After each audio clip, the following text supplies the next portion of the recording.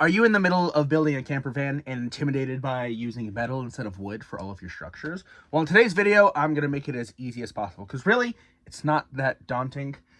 There's a couple reasons that you'd go with something like this instead of wood. If you're traveling in humid climates, if you plan on being here for a very long time and you want the adjustability during the design process, there are so many advantages. Here we go. Let's get into it. If you're not very good at woodworking, I would 100% recommend going down this route versus wood. It is more expensive. I bought this on sale from a company called T-Nuts. I found that I saved about $900 regular pricing than something like 80/20's website. These pieces, Amazon. Everywhere else was way more expensive. And then got the corresponding nut and slot, whatever these are called. And I ended up using a lot of those, probably 14 boxes. So that still ended up being, $400. But great, really easy to work with, especially when it comes pre-cut. So I'll go over the software right now. So if you go on 80/20's website, you can go to Try Now. It'll open up what's called Idea Builder.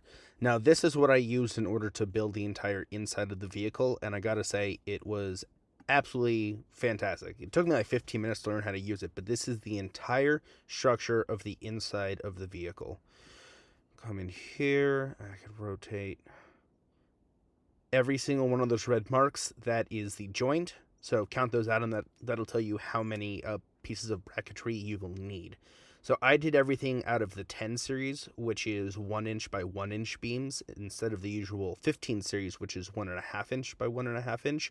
And I would not do 1.5 inch. That just takes up way too much space. It's too heavy, and this is strong enough. So this is the system that I used. It took me hours to measure correctly. After I did the build, the only thing that I measured off was 1 inch on this side right here. Actually, right here, in between this upper cabinet and where my electrical panel is going to be. So this is the system that I used. It's pretty self-explanatory. Just go ahead, measure everything out, and make sure that you double check, triple check, quadruple check. I hate wearing a shirt, so get over it. What we're putting together is 10 series extruded aluminum. I find the easiest thing to do is to make your corner pieces beforehand, leave them pretty loose, and that way, when you start working with the actual piece that you've cut, just slide it in, tighten it down. It's much easier this way than trying to slide it in here and then put it on top. Avoid all that. This will save you oodles and oodles of time. Also, main thing you're going to want to get is a really nice tool. You're never straight on, so a standard ratchet will just be a pain in the ass. This one articulates, which is absolutely amazing. Put it in, tighten it down just a little bit. I'm all set. That way, do the other side. Here we go. And at this point, I've put together this entire vehicle. This piece right here, I'm going to be putting right there. There. See? Perfect fitment every single time. This is why I like using the extruded aluminum versus wood. I'm not fantastic at woodworking. I'm not good at woodworking, period. This is kind of a adult erector set, which is a lot easier.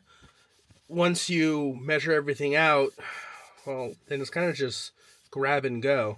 I've measured every piece that I wanted, built the entire structure in a online software from 80/20, and then just been putting it together pretty slowly, making some changes, because obviously, once you start doing it for the first time, you're going to realize, oh, that was a terrible design. Why did I do that? Or, that was a fantastic design, but I measured wrong. I think on this vehicle, I've been 97% accurate, but now I'm putting in pieces that I did not account for, but I bought extra. I bought an extra, 24 feet, or extra 32 feet.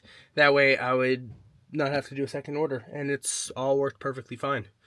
So, Now, putting together everything is very simple. I always recommend doing it before you put anything on the actual bars themselves, because it's going to save you a lot of headache when putting all the pieces together. Make sure on your main pieces you have the little T-slot, this little nut that I'm spinning, in place already, or else you're not going to be able to mount it to that main bar.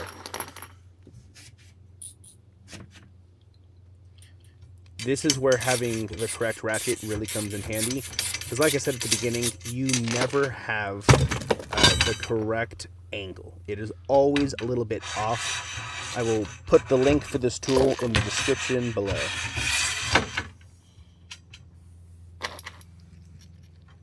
So, put this bar on.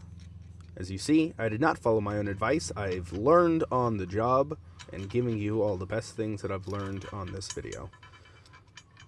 Beforehand, I would have had that slot already put into place. But here we go. All we have to do is get it on with my chunky fat fingers.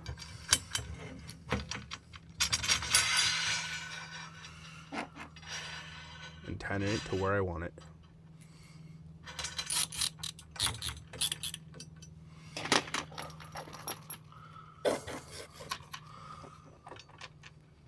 Don't mind the breathing like a moose. This was probably 2 hours into working on the floor in this truck that day. That's really all there is to it. Make sure that you set everything up correctly. You want to do your measurements beforehand, and then it's an erector set. And if you ever played with those as a kid, you know it's a bunch of fun. Good luck, and deuces, papoosas.